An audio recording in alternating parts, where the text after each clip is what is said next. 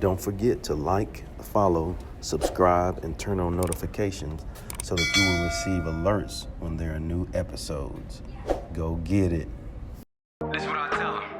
Look, I've been grinding for so long, I wake up and chase my goals. I go out and I go get it. Hot or cold, that's all I know. I don't succeed, then I don't breathe. Success, what does it mean? If I conquer all my goals, then I'm living out my dream.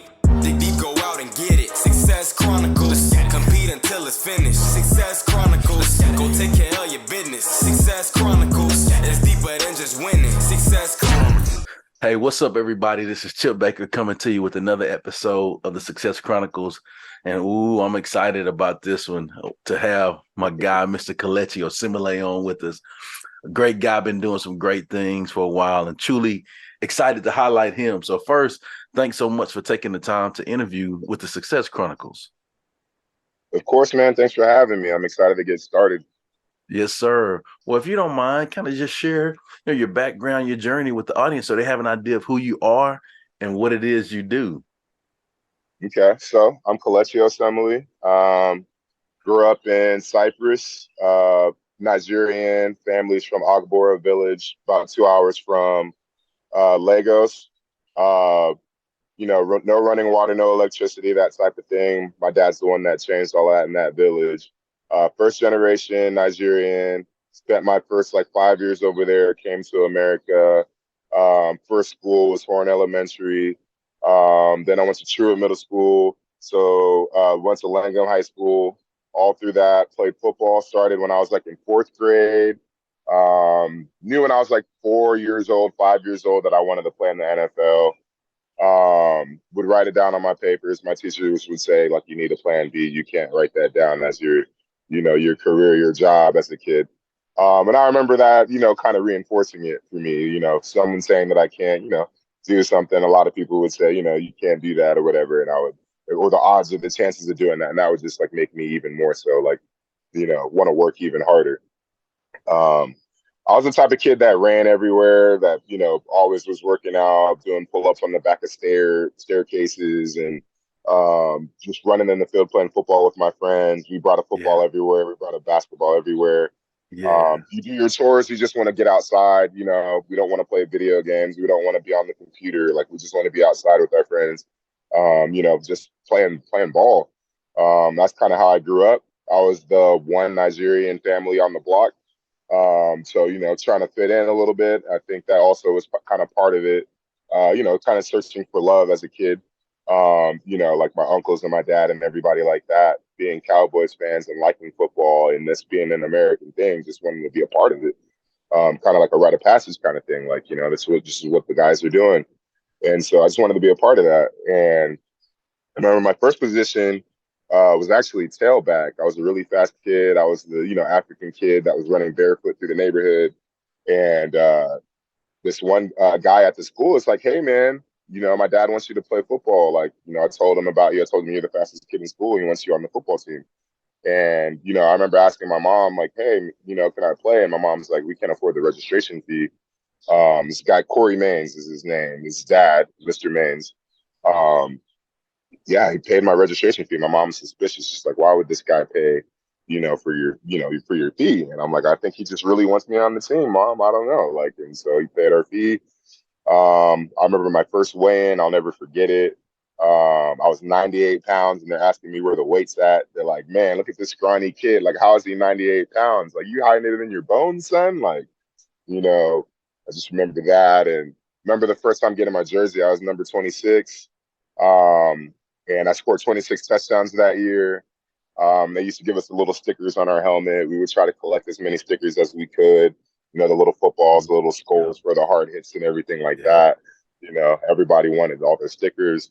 I remember my first All-Star game with everybody in the Cypress district and everybody exchanging stickers and exchanging logos and everything like that, and getting to play the best of the best and getting that vibe and that energy and that feeling. All these kids from the entire district are here and just feeling so lucky and so honored to be one of the kids that, got to go to the All-Star game. Played running back until about seventh grade. Around 12 is when my body started to change a little bit. I remember walking into my auntie's store, the African food store, and my auntie is like, "What you been eating? They've been selling steroids in the ice cream machine. Like, how are you? The ice cream man, the ice cream truck is hooking you up. Like, what's happening?" And just like having traps, and that really gassed me up. And I remember wearing wife beaters until I was like from like 12 to like 15. Like that's like all I wore. I used to wear the dreams, the sweatpants, the dreams, the sweat shorts, and everybody would wear like the long, the stretched out like 2X, 3X, 4X shirts, like put it damp in the dryer, pull it out, step on it, stretch your shirt out. Nah, I had the wife beater. I was the one kid like, nah, man, they got to see what's going on here, walking in. And I remember getting to high school and just being humbled. Like, we had this kid in ninth grade, Ryan De La Garza, 6'4", like 200 and something pounds already, like 220 or something like that, something crazy. Which probably these days doesn't sound like that crazy, but to me, like I was like 5'11", I think at the time, probably not even 185, and we were both tight ends at that time, and so I'm like, this guy's definitely going to be A team, like he's definitely going to be the guy. And just being like, man, what do I got to do to be the guy?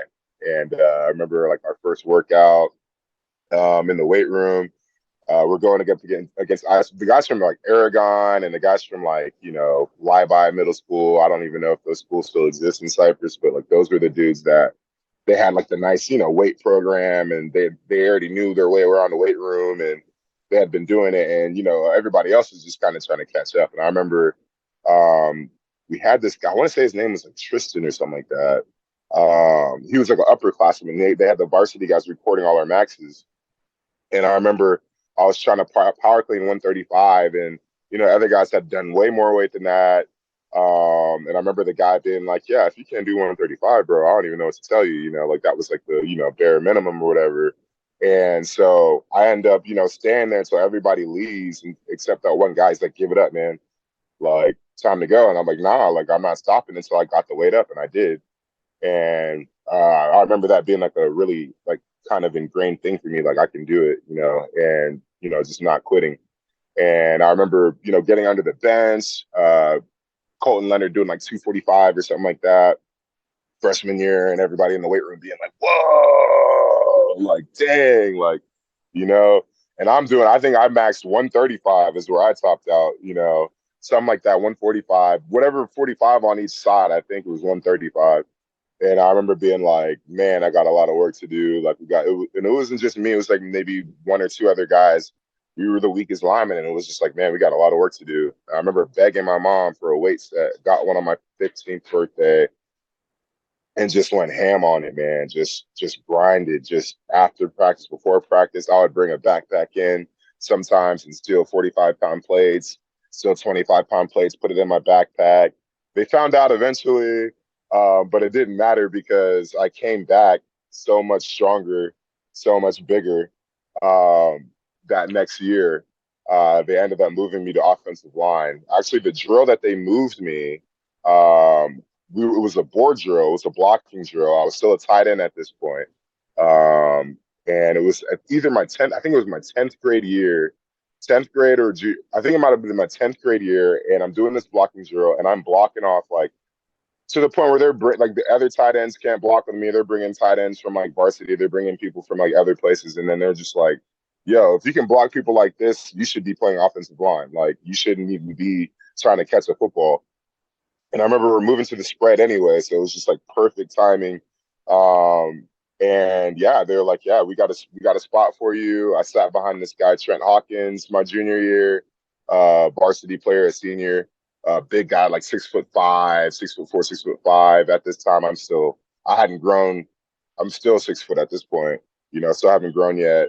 And finally, my senior year, I finally have a little growth spurt. I'm like 6'3", 6'4" at this point. Finally start on varsity. Colton had been on varsity since he was a sophomore, so I'm like years behind. Finally on the offensive line, finally starting. It's Zach Socher at center. We had Colton at guard. I was one of the tackles, and really just and Ryan Getke was another one of our guards, and really just being proud, first of all, to even be on the varsity starting offensive line. but just like wanting to really prove myself. And I remember, God would rush off the edge and I would punch him so hard they would just drop.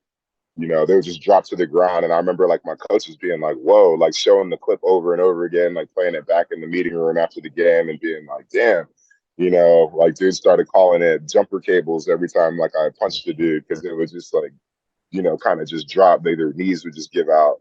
And I was just like years of just desire. I had known I wanted to be an NFL player since I was really, really young, just like watching all my uncles and my dad like just freak out about a Super Bowl. I think they recorded the Bills versus, I think the Bills were playing the Cowboys or something in the Super Bowl. It was like an old recording.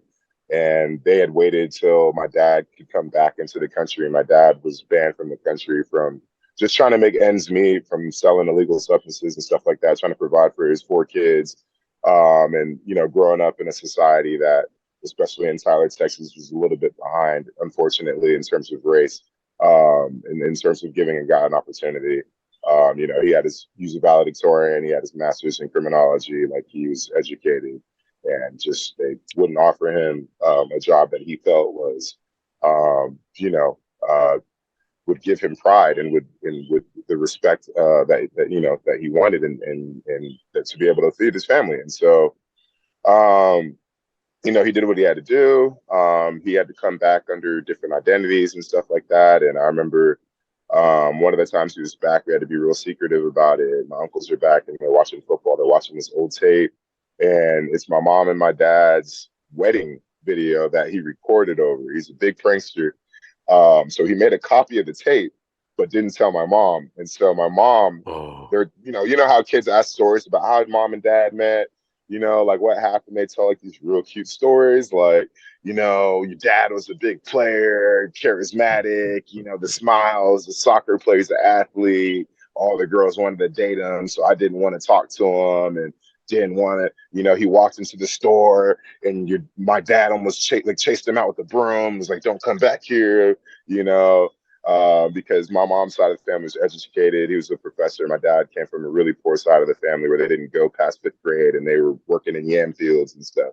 And so, seeing the poor kid, my dad walk in, my grandfather on my mom's side was just like, nope. Or my dad on my, yeah. And was like, nope. And I remember my dad told me, he was like, yeah, like I was going to marry your mother no matter what. Like I told him, I was like, when I go to the American, when I get an education and all that, and I'm able to take care of your daughter, watch, like you'll see, I'll be back, and he did it. He's man of his word. He came back and was like, now what, kind of flexed, like, yeah, I did it. He got the one scholarship to leave the country. He was a valedictorian. There's one for the village and he got it. Ended up going to Wisconsin on a scholarship. They didn't teach him how to use the thermostat, almost froze his ass, had hypothermia almost, sitting in the hospital. Lawyers come up to him. He doesn't know who lawyers are.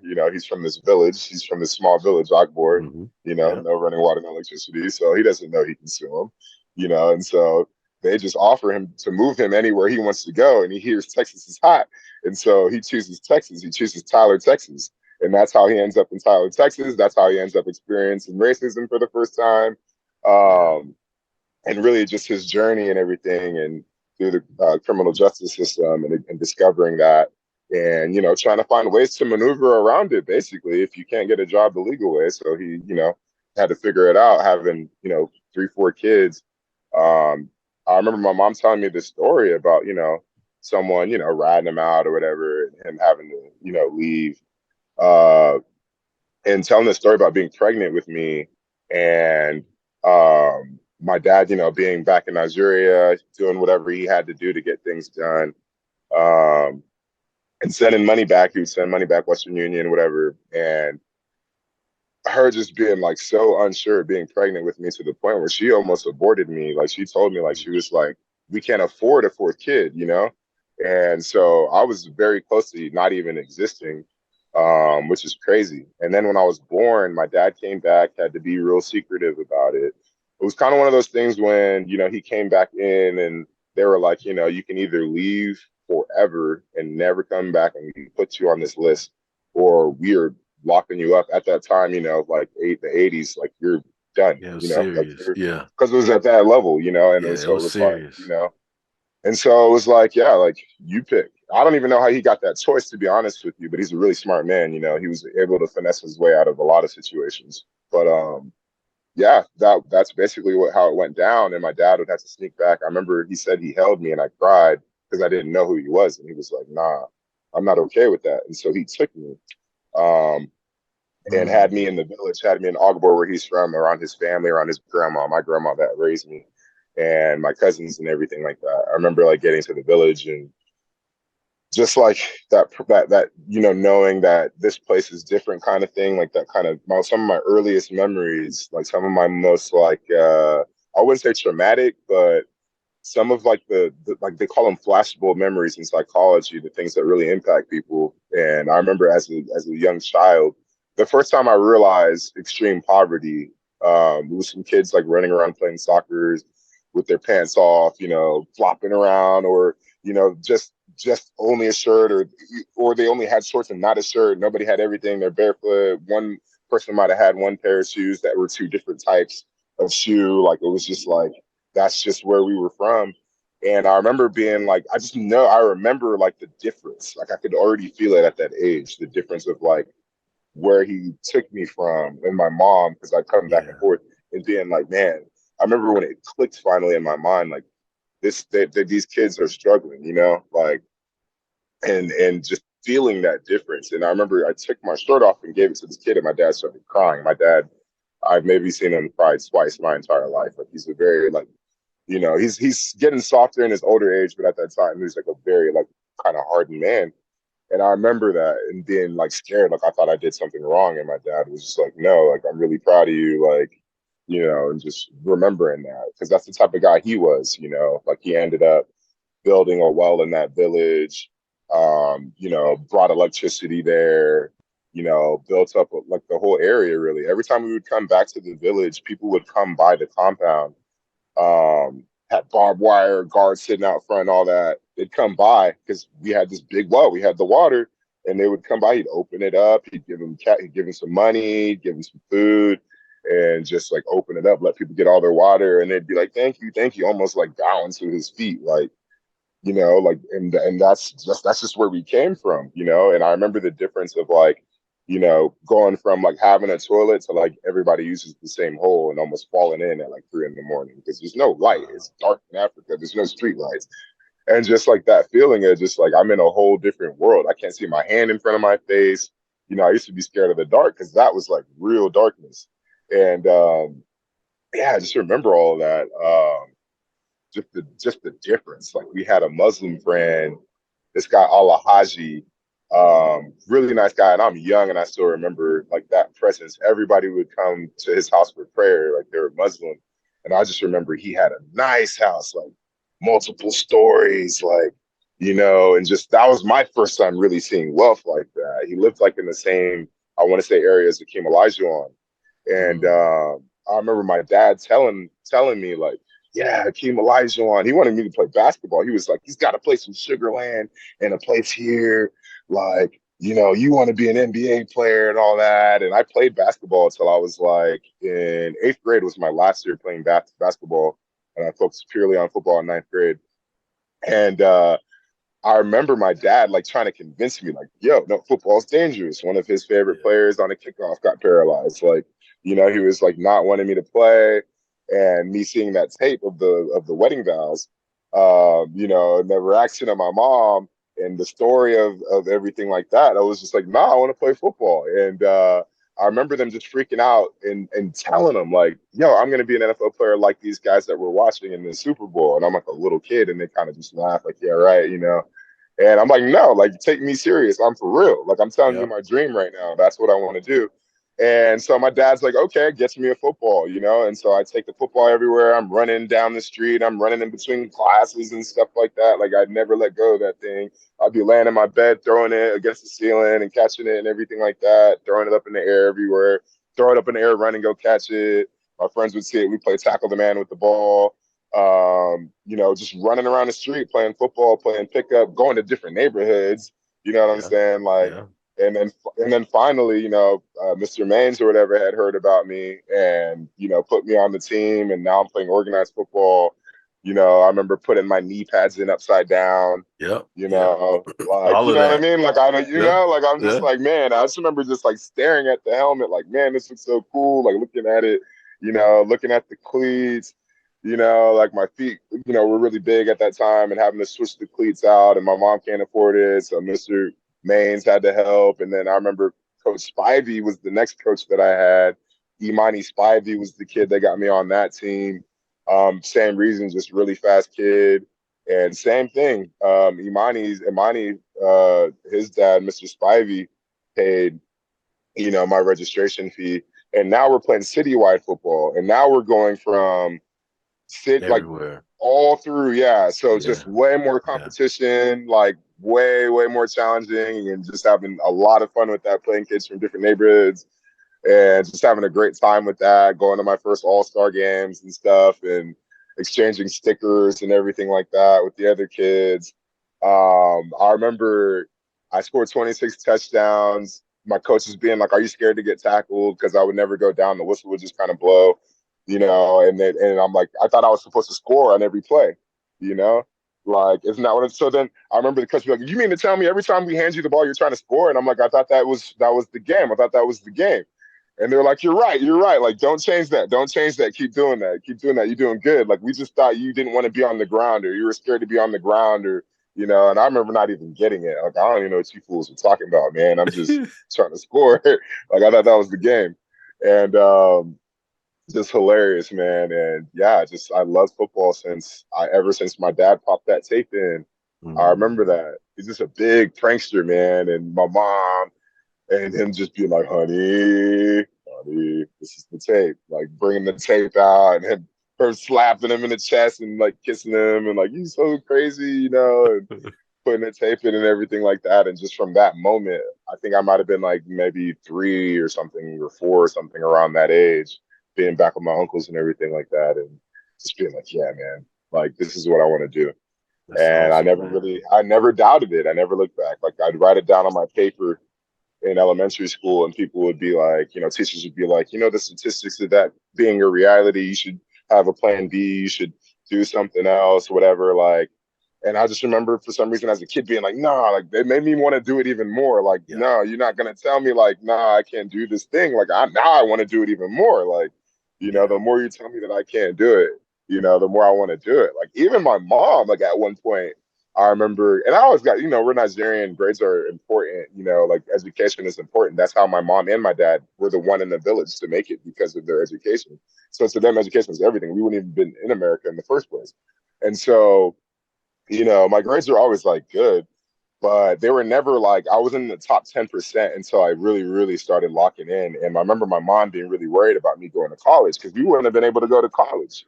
You know what I'm saying? The drug game is very volatile, man. It's very up and down. There was times when my dad walked up in other countries and stuff like that. It's hard. He can't say how he's going to spend money, so there's times where, the lights go off, we're singing Kumbaya in the living room with lighted candles and everything like that, which were the best memories to me.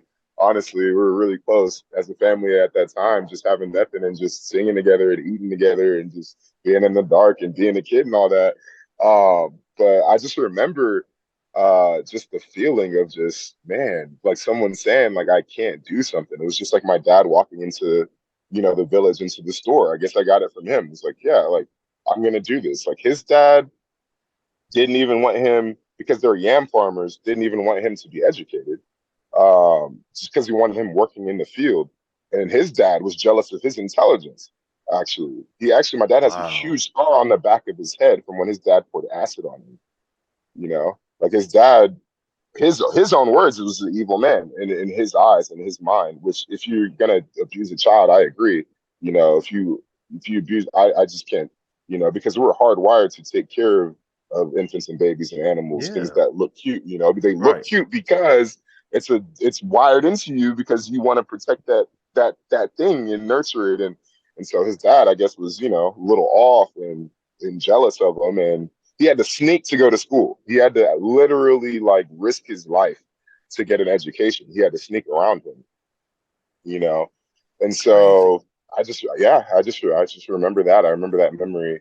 And I remember the first time my dad told me that. That was the second time I'd ever seen my dad cry. and the only 2 times I'd ever seen my dad cry. And so, Well, yeah, man. let's go to high school. So then, like, as a senior, so let's talk about after your senior year. You said you finally got to start, do your thing, and then let's Yeah. pick it up from there, man. Okay, yeah. So senior year, finally get to start, putting the jumper cables on them and punching guys and dropping dudes. I remember Croc like 98, something Croc was Croc Con. Croc Con was my favorite play. It was the play where the right tackle got to pull, and I loved it. I loved it. Man, like I just love the feeling of, pancaking somebody on a pull and just like hitting somebody and dropping them, like just that feeling, just like, like stepping over somebody, Yeah. just getting hyped, your teammates getting hyped, the ball running right behind you, scoring, like just that feeling. And just, yeah, man, senior year, I just, I balled, man. I put in work, I was, probably pancaking like 10 times the game or something like that. Like we would be in the meeting room watching, like we would tally everything. So it was competitive even in the room. Yeah. And yeah, like I was the guy that was getting bodies, man. Like I was putting guys down. And just a really good time. I remember the first offer that I got actually was not even face to face. It was a phone call at home. I don't even know how that worked out. But I got a phone call at home from, I want to say Brown University was the very first school to ever call me, which is crazy because I had no idea who they were. I didn't know they were Ivy League. I didn't even know anything other than the fact that, it was a good school, I guess. And I wanted to be a computer programmer. I wanted to make video games or something. I think that's like what my thought process was. And I remember them calling and having this like, kind of weird feeling about it, like not really seeing a coach's face, like I don't know who this person is that's calling me, and so, I kind of don't, I don't really respond to it. And then the next phone call I got was Utah State offers me, and also just too early. I didn't feel like I proved anything yet. I didn't see a face to face. I'm just like, I'm just getting started. Like I just got on varsity, like how, what's happening kind of thing. And I think the third team to offer me was UTEP, University of Texas El Paso. They actually sent a coach to the school, and I saw him. And so that was the very first person I actually sat eyes on, where I guess I must have felt deep in my subconscious, like this person put the effort to actually travel and come to my school. And yeah, I committed right away, because I didn't know the process. I don't know anything about it. We don't have any uncles or brothers that have ever played. I'm the very first person in my family tree to ever play football.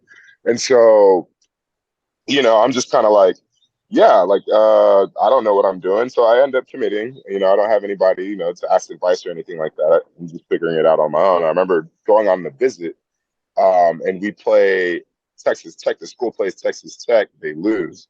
And just the way the players acted, the way that they behaved, it was a great game. They lost by like 1 point or something, like I think a blocked field goal. It was a crazy game. I remember it being a really close game, a good game. And also that same feeling of like, man, these guys are big, even on another level, like, man, like, woo, like, damn, like, you know what I'm saying? These guys are out here, the lights, the big stadium and everything. I'm like, whoa. In the like, mountains. Lit.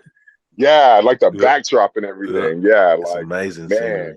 Yeah, amazing. And then the family dynamic, just tailgating the food and everything. Yeah. It was just a community, and I'd never seen anything like that. Like, they were tight. But I remember like the players, they're supposed to, it's a dry county, so they got to go somewhere else to go do all that. They didn't want to do it because they were, they lost, right? And so I remember them kind of just not treating us well, ignoring us, going to see their girlfriends. We're like literally sitting at the front of some apartments on some steps in the light by ourselves, just talking. And went from being really excited. Coach Livingston was the offensive line coach there at the time, big black dude, and really buying into the dream of the guys that he brought in and wanting to go. It's like me, Clara Coper, Joseph Clara Coper. I want to say Trey Basinger was another one of the guys, and we just had a great time with each other. And we're kind of just talking some noise, talking some trash about the other dudes. Like, man, these dudes think they're so cool. You know what I'm saying? Like, they took like the little per diem money that they're supposed to spend on us and host us with. Oh, Michael Okafor was also there too. And that's being like, man, we're not coming to this school, man. Like going from like the guy Coach Livingston selling us a dream of like we're all gonna be in the league and we're all gonna start and this and that and really buying into it. And my first time even seeing like other black offensive linemen like Oh yeah. in the same room. So I'm just like really bought into the dream. Like, yeah, like this, I'm coming here with these guys, like me and Mickey. And I'm like, yeah, that'd be dope. And coach having a black offensive line coach. I didn't even know that existed. I'm like, so I'm just like, yeah, like I bought in. I'm like, yeah, man, I trust this guy. I believe this guy. I'll do anything this guy says in Yeah. order to make it to where he thinks I can go. And yeah, the really the guys that hosted us were in that.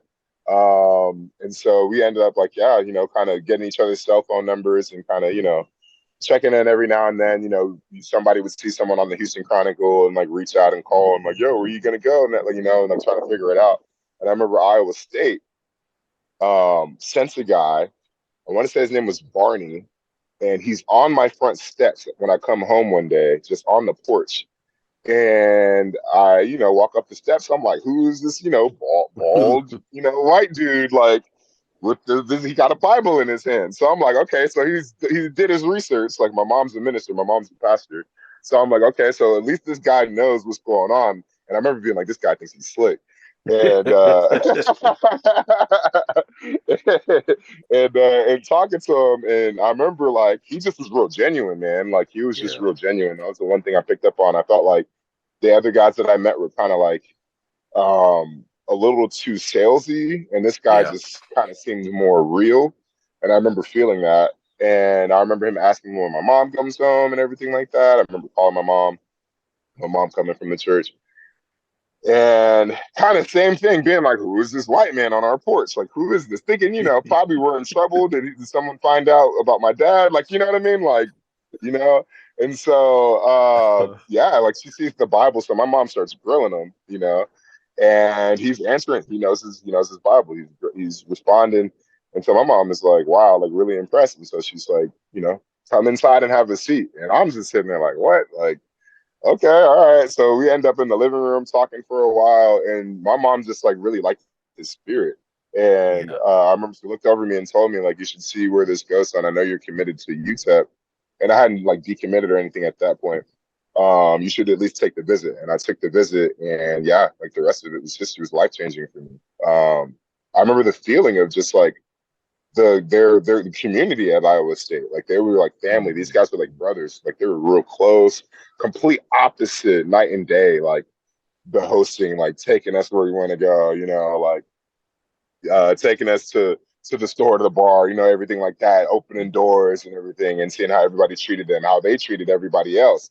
Like they treated everybody well. They were respectful towards everybody. These were good guys.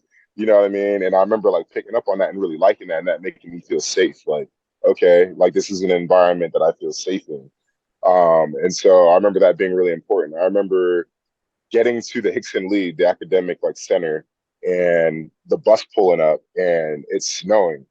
And I remember that feeling of like, wow, like this is a crazy sign, because I used to go see my dad up in Montreal, and that was the only time I would ever really see snow, you Mhm. know.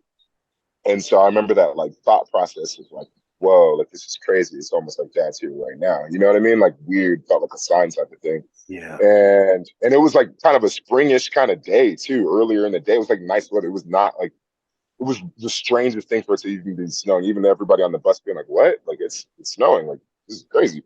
And I remember like kind of freaking out, and being like, "Wow, that's lit." And then a kid being like, "You ain't never seen snow before, or whatever." Like one of the kids from there, and I'm being like, "Actually, I have."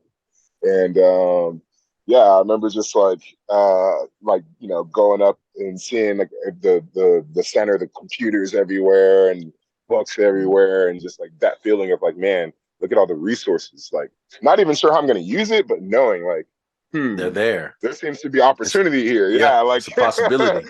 Yeah. yeah, exactly. Like I remember that feeling of being like, huh, there's a chance. You know what I'm saying? And then the importance that they put on it, like like they emphasized it, like, yeah, you're gonna have to be here at least at a minimum. The minimum is 10 hours a day or a week, at least, I think is what it was. You have to come into the center and basically clock in and do your academic Yeah. work, mentor, homework, whatever you had to do. You got to spend at least 10 hours.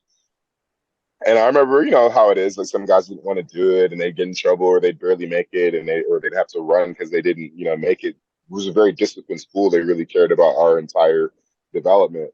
And I remember I spent way more than 10 hours in there. Like I just liked being there. Taking I liked full being there. advantage of the resources. Yes, exactly. And I Yeah. always did that. And I still kind of do that with pretty much everything. It's like I try to take advantage of every opportunity, if it presents itself. It's like, like especially because of where I came from and what I saw at a young age. And so, feeling like there was a way out, I guess, Yeah. a way to like change things. I remember taking a sociology class my freshman year, and the professor is just really eccentric, big, charismatic guy standing on the table as he's teaching the class and everything, and being like hooked, like my attention, like I'm locked in, like and hearing him talk about socioeconomic status and the way things work with capitalism and society and everything in America, and taking us through like the history of it here in America, and people coming from different places and different races and different countries, and then establishing their communities, and then being able to like change Yeah. their family's generations. I remember that like really like I'm like, Yeah. oh, I'm the first. Sticking with you. I'm Yeah. like I'm the first. I'm the person that needs to do it. And so I remember being like, yeah, like I'm gonna be the guy that changes the socioeconomic status of my family forever, like for generations. That's what I want to do. That became my new goal, like on top of playing football. And so I was like, okay, like now that I know what this is and that it exists and that other people have it, I want it too. You know what I mean? And so that just like added to my drive, and knowing that I was playing a game that I loved, but that I could use it as a tool. You know what I'm saying, to get where I want to go. And from that point, that's really what it was. That was the drive. That was the goal. I remember that carrying me through my first time being captain, carrying me through the toughest workouts, the times that I wanted to quit. It was just like, yo, like I'm going to retire my mom. I'm going to leave money behind for my kids. And this is going to be like, that's it. And that completely changed my drive to the point where one of my really good friends, Gerard Black, also from Houston, also a Cypress guy, Side Falls guy. Um, he's on the team that beat Katie to go to the state championship. Um, Followed me to Iowa State, and I remember he said something switched in me. Like he was like, "You're a different dude." Like something just switched. Like after my freshman year, like I just like went into this like gear, where it was just I was just hyper focused, man. It was tunnel vision. Like yeah, I would be a kid and have fun every now and then, and I had friends that especially didn't even play football, just because I was a kid that had been around and seen things with my dad, and we had family everywhere, so I was really open in that way. But it was like, okay, this is a break. Let me hear this kid's story. Let me hang out with this kid from a different culture. Let me go home with his family because we don't have money to go home, so I'll spend Thanksgiving with him. Oh, this is what family looks like. It's not a broken family. This is a close family. I want this for myself someday. Mental note. Okay, back to the grind again. It was just like tunnel vision. It's like, how do I build exactly what I feel like I want or deserve for my life, or what my life could look like? And I was just locked in on that, like entirely. Everything that I was taking in, I was observing, like, is this something that I want for my life? Like, does this make sense for me? I was constantly reflecting, constantly questioning myself. Like I would journal, I would write down thoughts that I had, things that happened that day. I just became very intentional about everything that I did, every interaction, every opportunity, every workout, every rep. Like I would talk myself through situations where that's what switched. It was like a situation where I normally would have, been like easy on myself or something like that. I would be like, nah, like how is this going to affect, the next step? You know what I mean? Like it was just like, this rep is the most important rep. Like what's important now is what a coach said to me once. What's important Win. now? Like Yep. and I started thinking that. That's really like how my mind started shifting. Like it was just like stacking days, stacking reps. Like, okay, I had a good day yesterday. Do I want to coast because I had a good day yesterday, or do I want to like put in another deposit, have another good day, and have that compound for the rest of my life? And that's just how I started thinking. I started thinking, kind of like that, quote, what we do echoes for eternity. I really started buying in. It was like every single action that I take and every single thing that I do is going to affect my kids that aren't even here yet. You know what I'm saying? And then when they're here, they're going to compound on that, on all the work that I put in, And so that's just kind of how my mind kind of worked and kind of switched and kind of clicked. And that all happened at Iowa State. So I would say is where I self-actualized. It's where I started taking terminology to understand my dad and my history and what happened in this country and how the criminal justice system works. It's where I took sociology and learned about generational wealth. It's where I took psychology and I learned about trauma and epigenetics and everything like that. And started like understanding the plight even of African Americans here and slavery and everything like that, and really just starting to learn and to observe, because everything I feel like in Cyprus at the time was kind of brushed over. We had a great education, math, science, everything like that, but there was like specific things in terms of just like the development of a person's psychology, their psyche, and what they, like just your humanhood, your personhood, your manhood, your like it was just like deeper things that never really. College allows you to go deeper into Yeah. that. Like I totally agree with that. Like you said, the psychology and the sociology, criminology, like it allows you to go deeper and learn all of those different things, where it's not sugar coated. Yeah, it's real. I remember the first time being in my school's library and learning about racial profiling. Yeah, and being like, no, this isn't an actual thing. Like this was not planned, right? Like, okay, maybe you might see a guy and think he did something and, on suspicion, but like this isn't an actual practice that was planned out and that was signed off on, like in order to increase a certain number of people that look a certain way to be in jail. Like I was like, there's no way it gives you the real in power would do that. Like there's no way someone made that decision. Like this isn't, I'm just being floored and being angry and, being mad and like just really learning how things happen and how things work. And kind of one of those things where it was just like another thing that was like pissed me off and like added to the drive of like, no, okay, you want me to be a statistic? Oh, okay.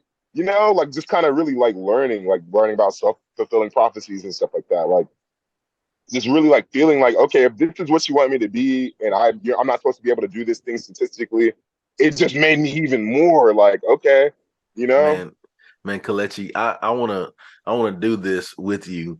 Like we're far from done with the interview, but man, I wanna follow back up with you sometime, and I just want to talk about the college process with you, because I think so many young athletes, young students need to know, like, man, like getting uncomfortable, getting outside of your box, going to a situation like that.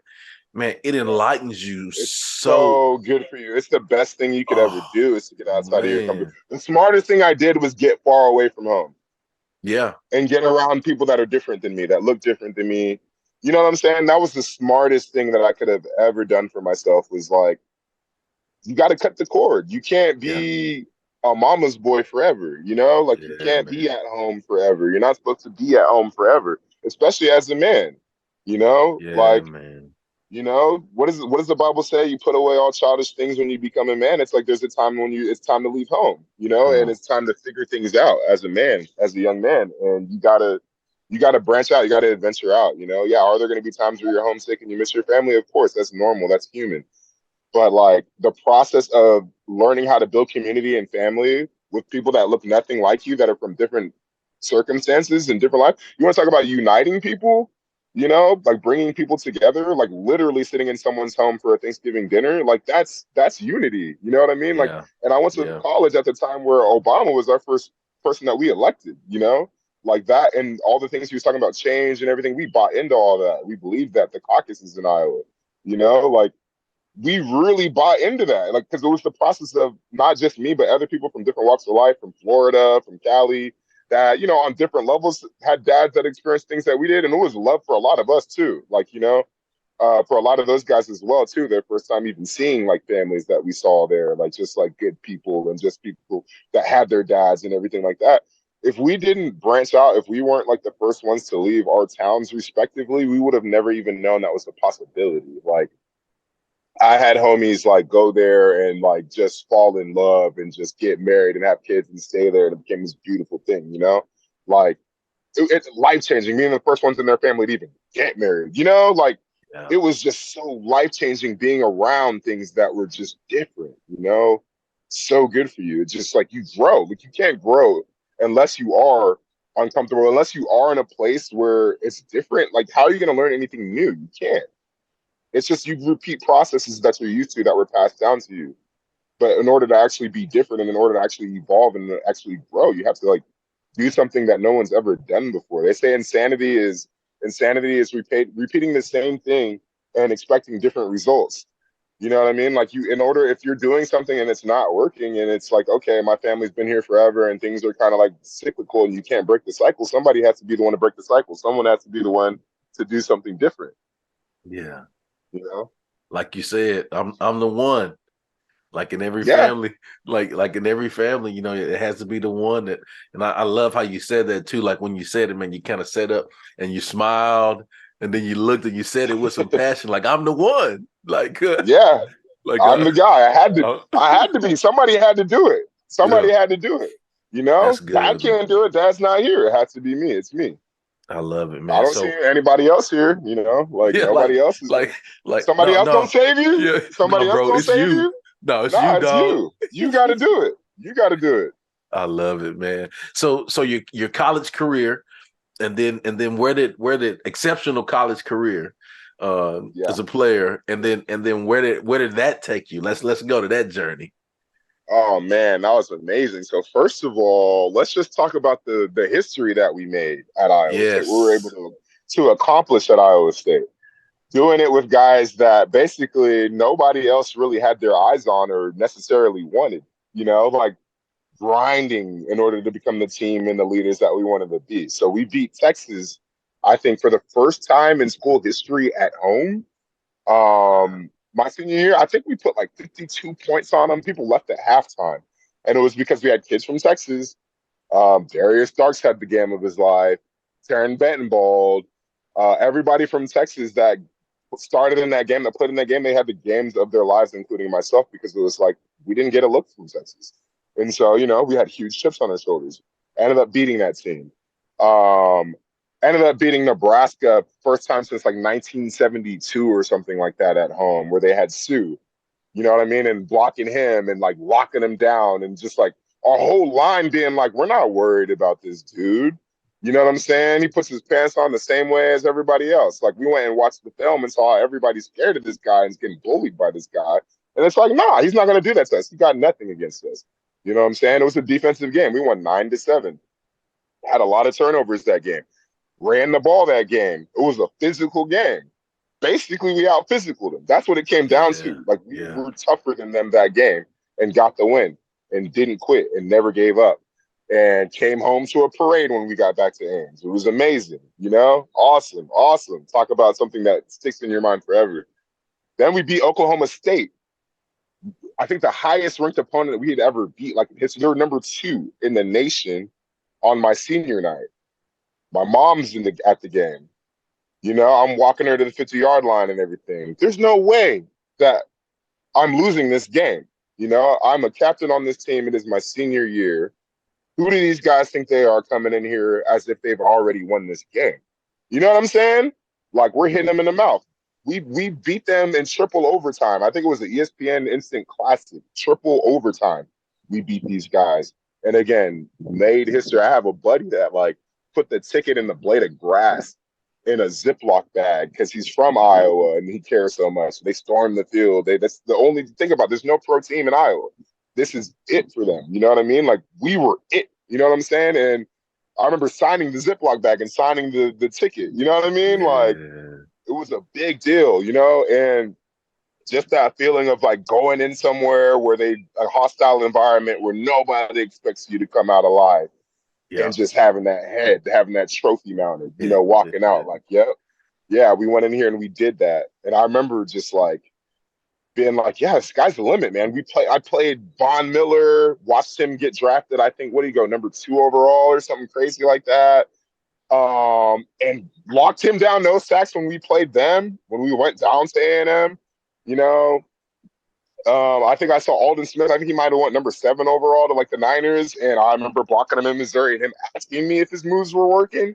You know what I'm saying? Like locking these guys down to the point where like, yo, was that a good move? Dang. And I'm like, yeah, that was nice.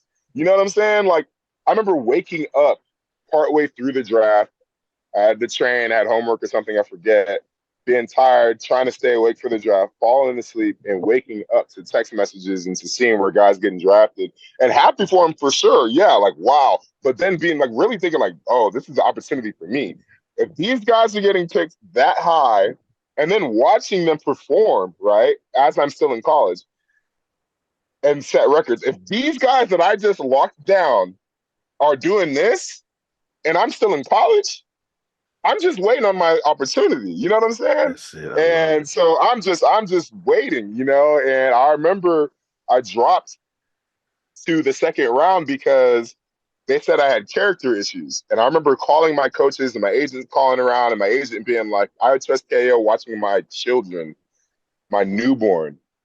You know, like, I know this kid. I've been around this kid. He's been training around here. Like, he's the one person in the group. Like, what do you mean? And them not trying, like, they couldn't find any. We couldn't even find a coach to own up to. Like, we couldn't even track down whoever said that. Like, I remember I called my strength coach, Coach McKnight, Coach Yancey, and he was so upset that I would even ask him. He was so, like, you know what I'm saying? Like, it hurt him he was like, he cried. He was like, yo, man, KO, like, I would never, yeah, like, did we butt heads every now and then? Yeah, like, but no, man, I never would say something like that about you, you know, trying to figure out where it came from. Like, and so end up, who knows? It could have been something as stupid as like, oh, because of his dad or something, you know? So who knows really where that came from, but end up dropping and, you know, full circle, karma, whatever you want to call it. I get picked up by Baltimore and we won the Super Bowl that year. I start every single game at right tackle, the same position that I was playing in high school. You know, after being left tackle at Iowa State, moving to right tackle, the position that I played in high school, and just kind of some of the same things like, hey, man, they said you were going to be a bust. Do you think you're going to make it? You know, Harbaugh telling me that my first training camp. Me taking every single rep, the ones, the twos, and the threes that first training camp. You know, a coach coming up to me and being like, we made Ray Rice do this and he cried. You know what I'm saying? Are you going to be that guy? And being like, I don't even know what you guys are talking about. I'm fine. I feel fine. You know what I'm saying? Like, and just being like, must be different. Here we go. You know, like, you'll see. Watch, wait and see.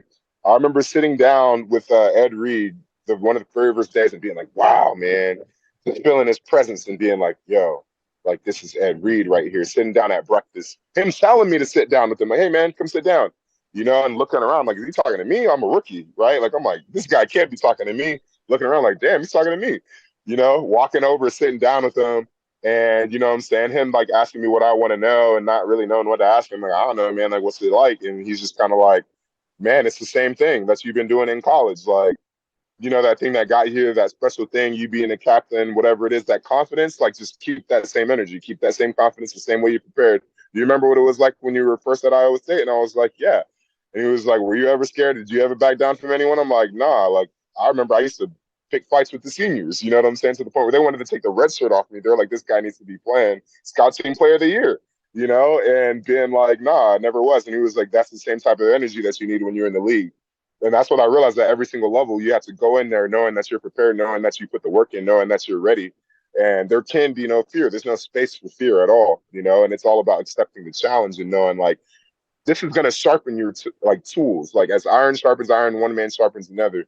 So the better, the bigger, the faster, the more skilled the person is, you should get excited. Even if you do get your ass kicked, because you know what you have to do the next time that you see that person, you know? Like, you know what you need to work on the next time that you see that person, and it's just going to make you better. And that you should have that drive in you that I want to get better. I want to improve. I want to get better. I'm never going to feel that feeling again. You know what I'm saying? And really, that's what it's about to me. Like, that's what I think is like the major takeaway is just that, you know, there are going to be challenges in life that are going to knock you on your ass, you know, but you got to get up again. That's the first thing we were taught, you know, in fourth grade, putting that helmet on for the first time and playing, you know, the coach looking at you and being like, what happens when you get knocked down? Get back up again. What happens? And saying it over and over and over and over and over again until it was just like branded in your mind, sear it in your soul is what they would say. And it was just like, that's just one of those things, like it should be a part of you that you remember, like, this is important. No matter what happens in life, no matter how I get knocked down, I'm always going to stand back up, like regardless of the situation, regardless of what it is. And I think that's what's so special about football, about sports in general. Yes. Is that life, that feeling. Yeah, life. It's life lessons. It's like, we lost. Why did we lose? Let's look at why we lost. We didn't lose because this person's better than us, because they were born with more money than us or whatever. We lost because there's something that we can do better to beat this person. Yeah, there's going to be odds that are stacked against you. Yeah, there's going to be people that have better players on their team. People are going to cheat, but there's no excuses in sports. At the end of the day, it's a W or it's an L, regardless of what the rules are. And so it's like learning that lesson of like, yeah, there's going to be things in life that are unfair. But if I prepare and I do every single thing right and I want it more than that next person, there's no way they can keep me out. There's no way, Eventually, that's going to be a W in that column. Ooh, man. Hey, I got one word in response to that little bit you just said, and that word is boom. Let's go, man. Yeah, man. Well, so play for the Ravens, win a Super Bowl, was there with Ed Reed, Ray Lewis, play with that group. Yep. And talk to us about your journey with your career, man. Yeah, so like you just said, Ed Reed, Ray Lewis, Anquan Bolden, Bernard Pollard, Crush Boy, Haloti Nada, had to practice against him every single day, banging big, strong Polynesian, you know what I'm saying? Like just every day, iron sharper than iron, Terrell Suggs. So just like the real, like hard-nosed, tough, smart, disciplined, players, and so that was my first experience. And I'm coming from Iowa State. I'm coming from a place where all we know is discipline because there's people more talented than us. All we know is work ethic. You know what I'm saying? And I already had that from my dad, and I had that from high school, from Langham and all that. And I just kept bringing that with me all throughout. And now I'm here with some more guys that are like disciplined and everything like that. So I'm like, okay, this is it. This is the culture right here. And now I'm with a bunch of men that look like me. And so magnify that and magnify all of our experience together. And now we got a brotherhood in here. And now we've got talent. You know what I'm saying? So now we have all the winning qualities that you need to win, but now we have talent. You know what I'm saying? And it was just like learning that. That was the difference. It's like learning that, yeah, you need talent. You need to have people around you that are good at what they do. You should surround yourself with people that are smarter than you or that are better than you, because that's going to make you better. But just knowing that those qualities, man, like just the work ethic and everything like that can take you wherever you want to go in life. I remember taking the lessons that I learned from that Super Bowl team as a rookie, extremely, incredibly lucky. I remember Yonda being like, man, people work for their entire careers from this and never sniff it. Like, you know what I'm saying? He was like, look at you, you lucky MFer. You know what I'm saying? Like, man, like, and just being really appreciative and being really grateful and locking that in and being like, yeah, first year and I'm not going to mess this up for these guys.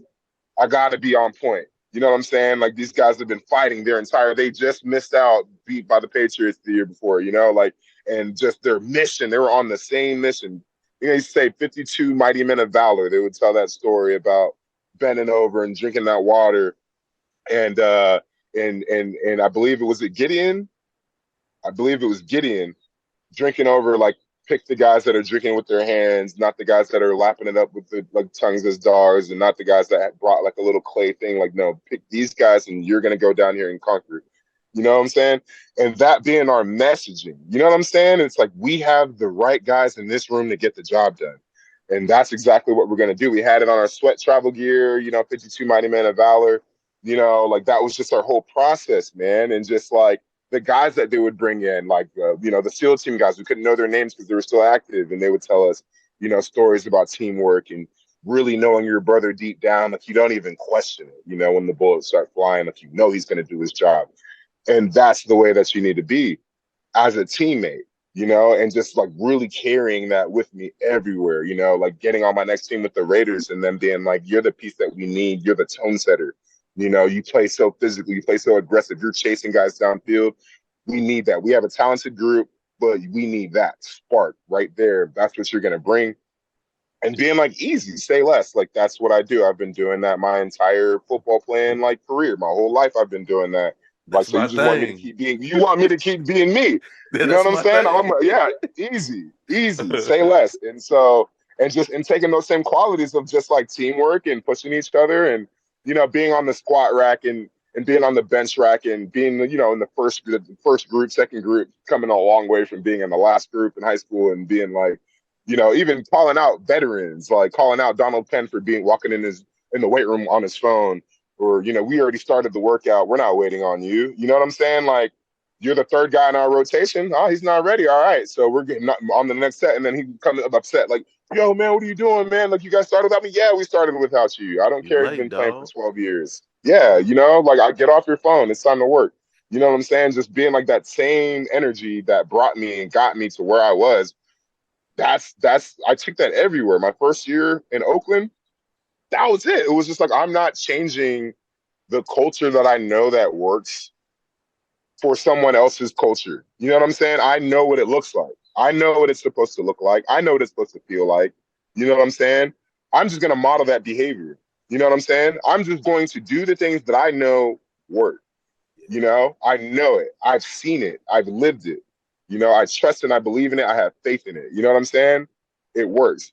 And so I just took that same thing that I had from Iowa State, and especially that got sharpened when I was in Baltimore with those guys, and I brought it over because I knew it was going to work. I didn't preach at anybody. I didn't say specific things to anybody. I just did the work, like I just showed up. I just called people out. I kept people accountable, and I didn't have to do that much because they were good guys. You know what I'm saying? Like, they wanted to compete too. They want to be the best too. We're competing even within our own position room. We've got $100 to knock down, $50 a cut, like we're competing with each other. We're Italian, At the end of it, I end up winning the entire pot and give it to Tim Holt because he's got 3 daughters and they're going to be in college at the same time. We're supposed to go on a Vegas trip. You know what I'm saying? I didn't need the money. I signed the highest deal in NFL history to be in Oakland. You know what I'm saying? And it was a black GM that got me there, Reggie McKenzie. So it was just like so many things that you couldn't even, had to be God's plan, like it was just so many things. And it was just like trusting and having faith. Like, man, everything that's happened to me and everything that's going to happen to me is a part of this plan. And every loss that I encounter, there's a lesson in there. And I'm going to learn from the losses. I'm going to really take the wins and bring the wins with me, the things and the qualities that make me a winner. I'm going to bring that with me.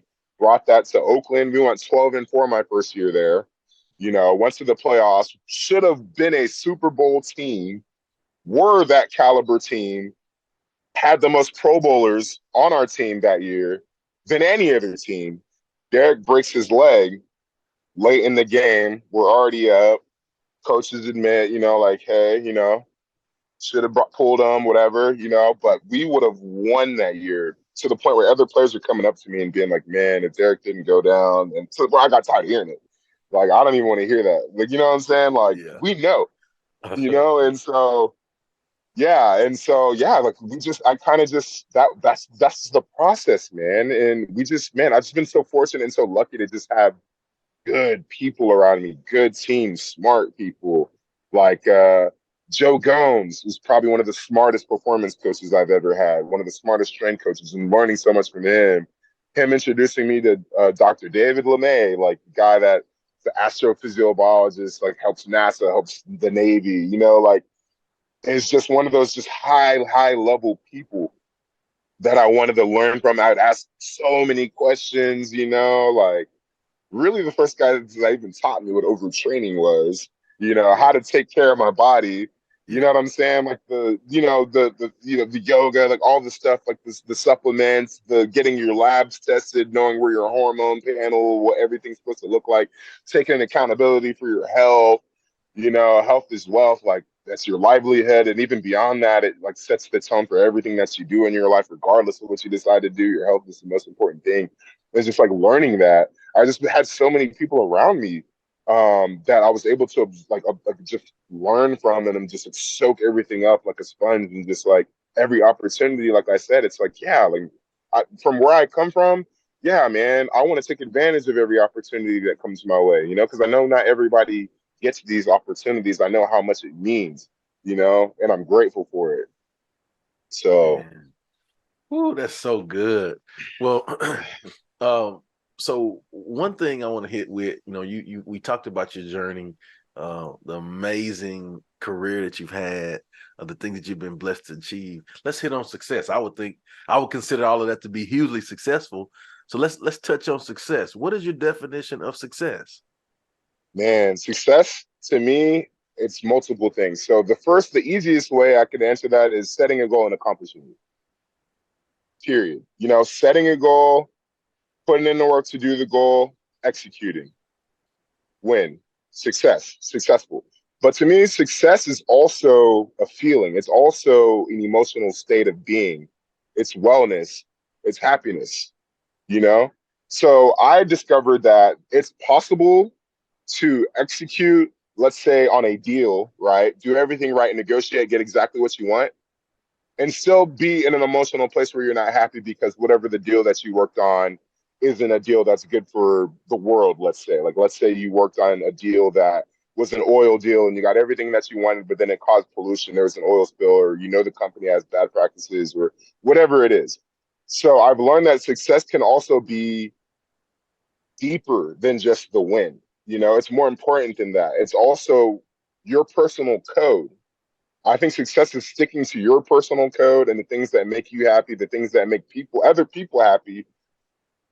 I think success is one of those things where you know you're successful when everybody around you is also happy for you and they're also happy. You know what I'm saying? Like, you're making the people around you better and they're happier, and you're not negatively impacting anybody's life, and you're happy and you're sleeping well and you're eating well, you know, like that's success too. You're a good father. You show up, you take your kids to practice, you know, you don't let them down. You take them on field trips or whatever. Like, you make sure they're on their grades and you're proud of them and you're proud of who they're becoming because you're a good dad. You're successful, you know, like it's not just like, to me, about like the monetary stuff or whatever. Like, it's not just materialistic to me. Success is like highly emotional and spiritual as well too. You know, like it's success is, you know, working on the parts of yourself that you know that you need to work on. I need to meditate. I feel a little off. I need to pray. You know what I'm saying? I need to sleep better. I need to eat better. I need to exercise. I need to do things for me that's going to help me be a better husband or a better father or whatever, because I'm pouring into myself and that's going to allow myself to pour onto others. Like, that's success. You know, like knowing when to ask for help is success. You know what I mean? Like, you know, there's so many ways to Man. define success, you know? It's easy in our world, like now, to just be like, yeah, like you know, it's capitalistic as it's going to get as America. It's like, that's, you know, it's competition, right? Like, you need to be able to compete in this world in order to make a living, you know? And that competition is so important, but you also have to be careful that that's not the only thing that you're defining as success, because I've definitely had moments in my life where everybody around me is successful and you're in a club and you're partying and it's the chains and the girls and all that. And it's just like empty. It's like, yeah, it's fun every now and then, but like, this isn't success. You know what I'm saying? Like, that's not what success is. You know, like, it's so much deeper than that. It's so much more than just the things that you see on the surface, the nice car or whatever, the suit or the girl on your arm candy or whatever. Like, it's so much deeper than that. Success is so much deeper than that. Like, that's just the surface of success. Like, that's just like, people can fake that, right? You know, like, you cannot actually own that car. You know, that could actually not be your girl.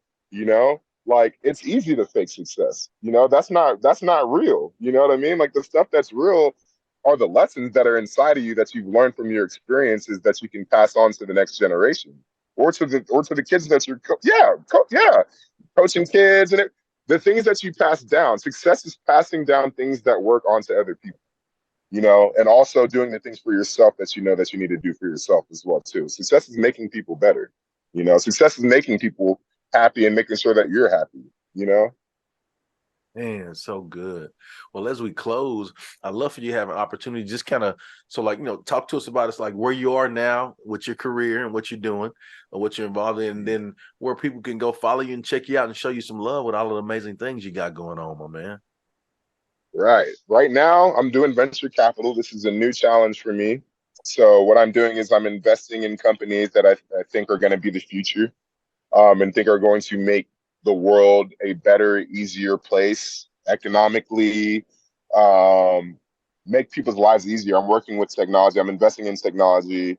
I'm really focused on semiconductor chips right now. That's really where I want to be investing my money, semiconductor chips. I'm also looking at AI companies. I'm interested in defense technology, things that would help protect our country, because I'm an offensive lineman and I want to be able to continue to protect and have that purpose and have that feeling of being a part of a team. So that's something that's important to me right now. And then, yeah, like just invest. Yeah, really, that's my focus right now is investing. That's what I want to do. That's why I'm in San Francisco. Um, just because there's so many people here that are building amazing things, and they're a lot smarter than me. And like I said, surround yourself with people that are smarter than you. And so that's a big part of why I'm here. And it's just the energy of just being around people that are trying to literally push society forward. The energy of that, I think is really powerful, and you can learn from that. And so that's why I'm here. And I'm still learning, and it's still early. If you want to follow my journey, if you want to follow me, I'm at K.O.7 spelled out SEVEN 0 on Instagram.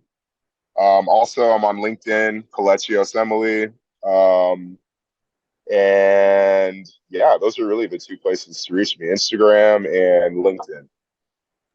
Awesome, man. Well, I knew coming into this that it would be a good time, but man, completely blown away with the time we had today.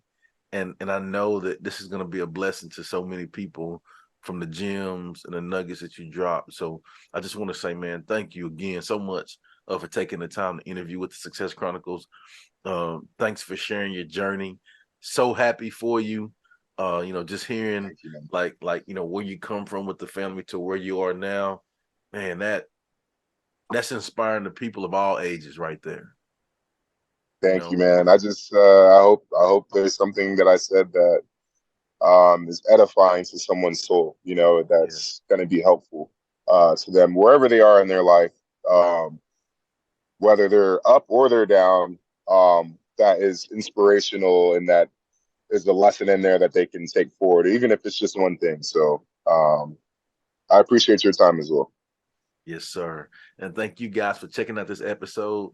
We'll see you next time. God bless. God bless. Amen. Go get it.